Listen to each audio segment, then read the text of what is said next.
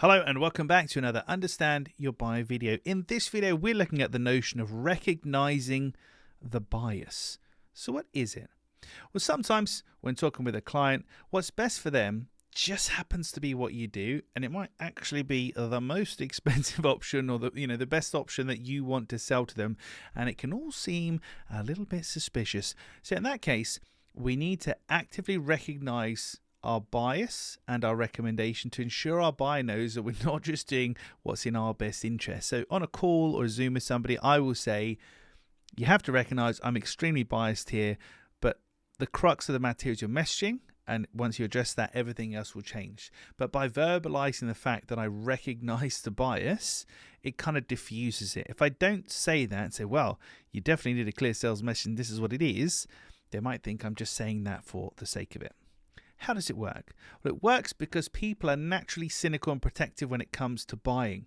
If you just so happen to recommend the most expensive thing that you offer, and then you don't pick up on that point, they might think you're just working in your best interests, trying to make as much money as possible, and not working in their best interests. Buyers want to feel and be in control is very important.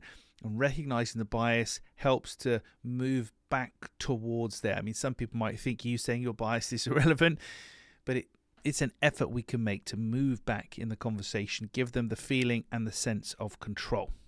How can you use it? Well, when you share your ideas and your products with clients, if you happen to be recommending the most expensive thing or that your thing is the most pivotal, most important, which is actually true of a clear sales message, and this is where this came from. For most of my clients, a clear sales message comes before their visual branding, before their website, before anything else. And if you think about it logically, that's kind of true, isn't it? How you talk about something to sell it is going to influence everything else.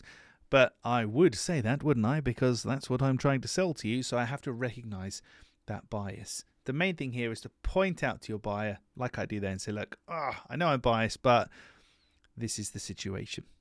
So that's recognize the bias. When speaking with a buyer, it's important to recognize and highlight your biased perspective. Well, that's it for another Understand Your Buyer video. And if you like this kind of stuff, then you'll definitely like the book, which you can buy at understandyourbuyer.com.